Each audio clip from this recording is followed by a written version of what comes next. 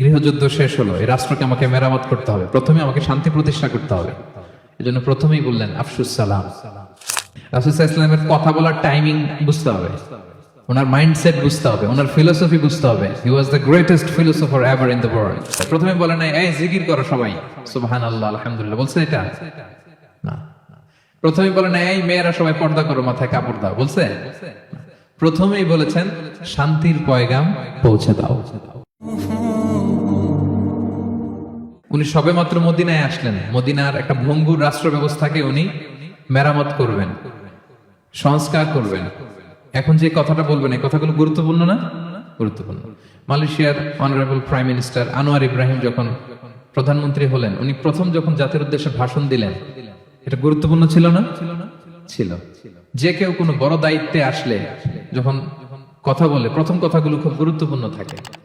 রাসূল সাল্লাল্লাহু আলাইহি ওয়াসাল্লাম এই ভঙ্গুর সমাজকে, এই রাষ্ট্রকে মেরামত করবেন, এসেই জাতির উদ্দেশ্যে যেই কথাটা বলছেন এই কথাগুলোর কিন্তু অনেক ওজন আছে, অনেক গুরুত্ব আছে। প্রিয় ভাই এবং বোনেরা, তিনি 4 দফা কর্মসূচি দিয়েছিলেন মদিনায় এসেই, মদিনার সাধারণ জনগণের সাথে মিশে কর্মসূচি দিয়েছেন। কয় দফা?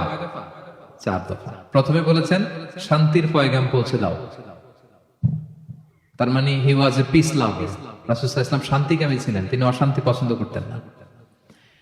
পিস এন্ড হারমোনি কিভাবে সোসাইটিতে এনশিওর করতে হয় এটা ছিল ওনার লক্ষ্য।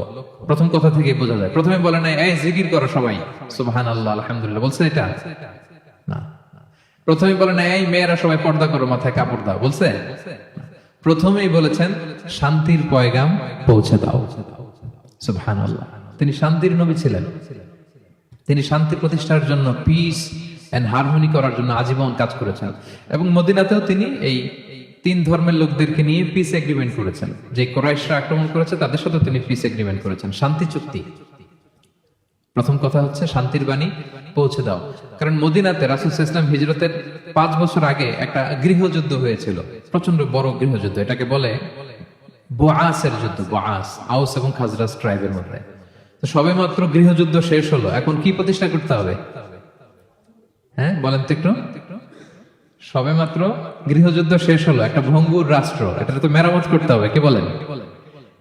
তো প্রথম কাজটা কি? To establish piece in the society. এবং সেই কথাটাই রাসূল সাল্লাল্লাহু আলাইহি ওয়াসাল্লাম বললেন। রাসূল সাল্লাল্লাহু আলাইহি ওয়াসাল্লামের কথা বলার টাইমিং বুঝতে হবে, ওনার মাইন্ডসেট বুঝতে হবে, ওনার ফিলোসফি বুঝতে হবে। He was the greatest philosopher ever in the world. পৃথিবীর সবচেয়ে বড় দার্শনিক ছিলেন আমাদের নবী।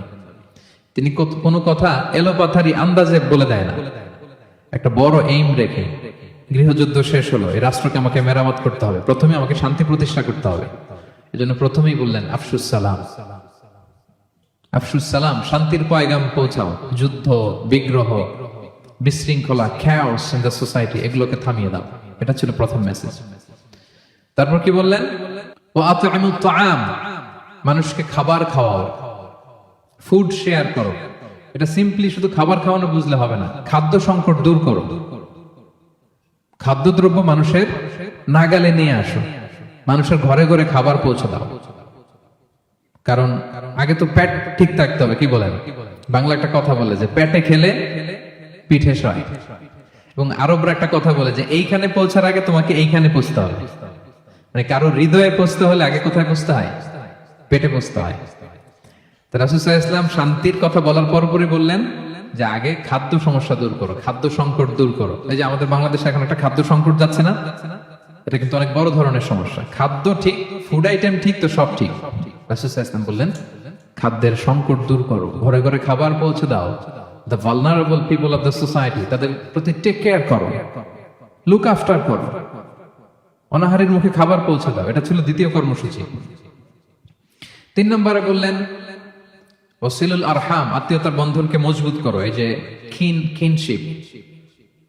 কিনশিপ টাইজ, এই বন্ডেজটাকে আরো মজবুত করো। কারণ নিজেরা যুদ্ধ করলে কি আর শান্তি থাকবে? থাকবে না। আত্মীয়তার বন্ধনকে মজবুত করো। সব শেষে বললেন নামাজের কথা। আমরা কারোর সাথে দেখা হইলে প্রথমে কি বলি?